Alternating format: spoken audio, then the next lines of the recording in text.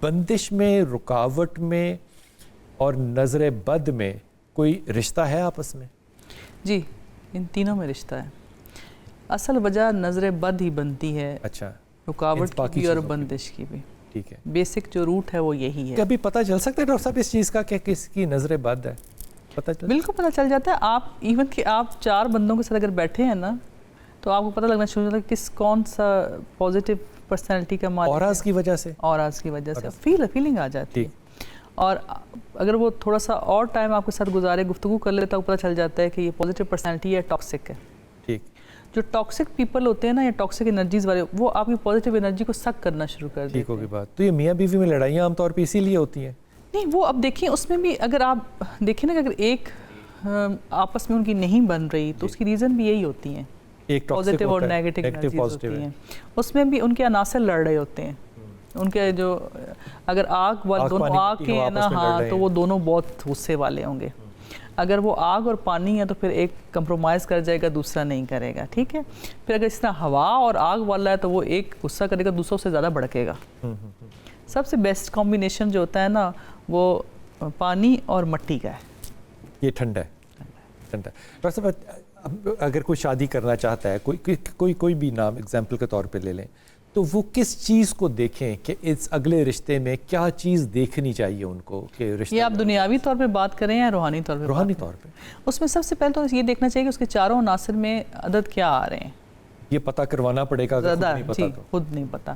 کیونکہ اگر وہ آگ والے عدد ہے نا، جیسے ایک نام ابھی انہوں نے جیسے کوئی جس میں شین، الف، فے جیسے ہمارا اپنا نام ہے، اس میں آگ کی عدد بہت زیادہ ہے. لیکن ہمیں جو سپورٹ کر رہا ہے نا اس آگ کے عدد کے ساتھ، وہ ہماری والدہ کا نام کر رہا ہے کہ وہ سارے پانی اور مٹی والے تھے. ٹھیک ٹھیک. اگر والدہ کا نام بھی آگ والے ہی ہوتا تو شاید ہماری کسی سے معاشرے میں بنتی ہی نہ. کیا بات ہے. آپ نے موکلین کا ذکر کیا تھا. یہ موکلین کیا چیز ہوتے ہیں؟ دیکھیں جی، 2 مخلوقات نیگیٹو اور پازیٹیو جو ہے نا انسانوں کے ساتھ اٹیچ ہوتی ہیں، وہ جنات ہوتے ہیں.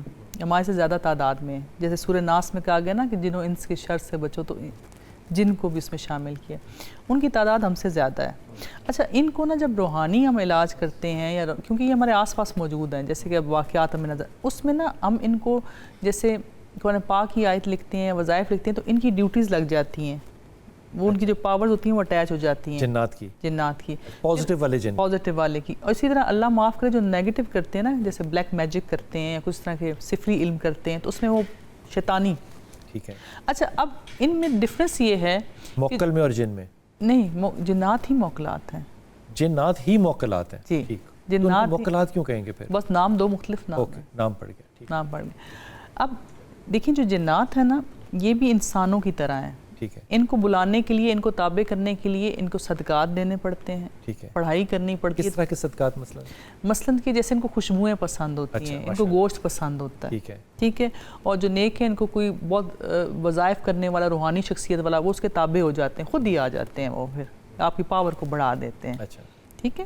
تو وہ کیا ہوتا ہے کہ اب جیسے بھی ہم بات کر رہے تھے نا، یہ جو دم کرنا ہوتا ہے، پھونک مارنا، کیا ہوتا ہے کہ جو آپ نے وہ آیات پڑھی ہوتی ہیں، وظائف پڑھے ہوتے ہیں، وہ آپ کے اندر اتنی پازیٹیو انرجی پیدا کر دیتے ہیں کہ جب وہ آپ پھونک کی صورت میں دوسرے پہ وہ ڈالتے ہیں نا، تو اس سے وہ پوری نیگیٹو انرجی کو بریک کر دیتے ہیں. انسان ان مخلوقات سے، جنات یا موکلات سے فائدہ اٹھا سکتا ہے؟